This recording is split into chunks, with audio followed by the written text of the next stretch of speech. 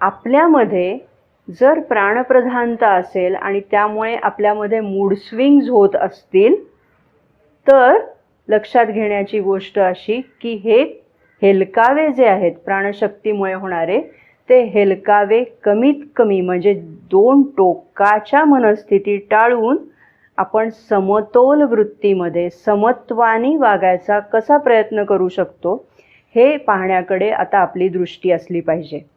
आणि समाज जीवनामध्ये वावरताना सुद्धा प्राणप्रधान ज्या व्यक्ती आहेत त्याच्या सहवासामध्ये, त्याच्या अगदी निकट सहवासातल्या ज्या व्यक्ती आहेत त्यांनी या प्राणप्रधान व्यक्तीला हाताळण्याचा मार्ग पण स्वतः विचारपूर्वक ठरवला पाहिजे.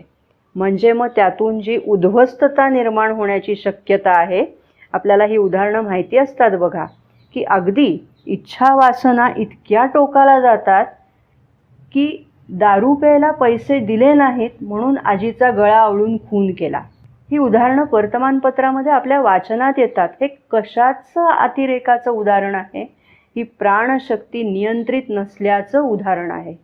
आणि मग हे समाज जीवनामध्ये जर अशा गोष्टी याच्या अतिरेकामुळे घडत असतील तर त्या प्राणाला काबूत ठेवण्याचं काम हे त्याच्या जवळच्या मंडळींनी, त्याच्या कुटुंबियांनी करता येणं शक्य आहे.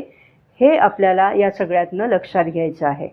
तेव्हा प्राणशक्ती काबूत राहिली तर तीच अत्यंत उत्तुंग प्रकारचं कार्य करू शकते.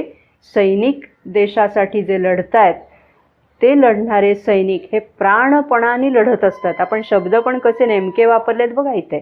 प्राणपणाने लढत असतात म्हणजे तिथे प्राणप्रधानता आहे आणि ती देशकार्यासाठी उपयोगात आलेली असते. तेव्हा प्राणाचं हे सगळं स्वरूप लक्षात ठेवून आपण आपलं जीवन व्यवहार जर केले तर मग ते नियंत्रित ठेवायला आपल्याला मदत होईल.